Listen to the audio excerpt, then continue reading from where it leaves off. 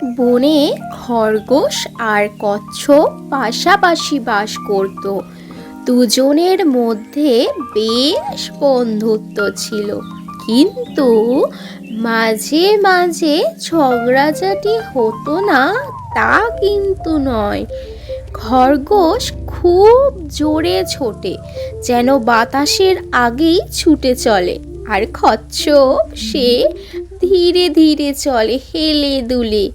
কচ্ছপের ওই হাঁটা দেখে একদিন খরগোশ হেসে বলল, তুমি কি কালো, তুমি কি মোটা, তোমার পিঠের ওপর কত মাংস, তোমার হাঁটা যা ছিঁড়ি, হা হা হা, দেখলে হাসি পায়। এত হাসার কি আছে?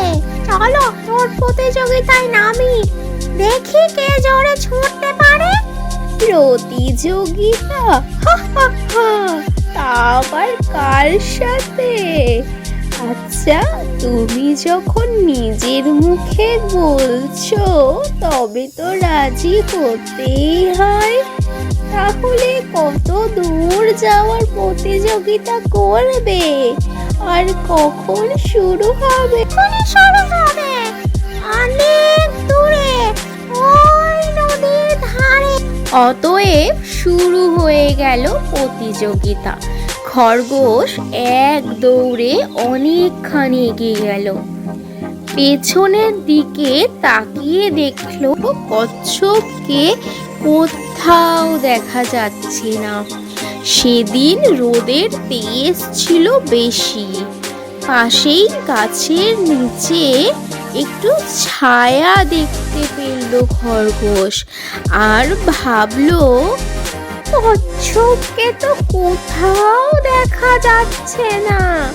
যা ধীরে ধীরে হাঁটে, এই পর্যন্ত আসতে তার অনেক সময় লাগবে। একটু বিশ্রাম নেওয়া যাক। হঠাৎ ফুরফুরে হাওয়া বইতে লাগলো।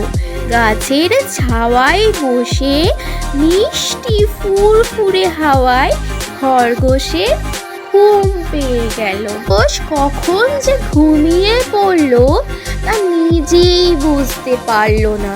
ওদিকে কচ্ছপ একটানা হেঁটে চলছিল।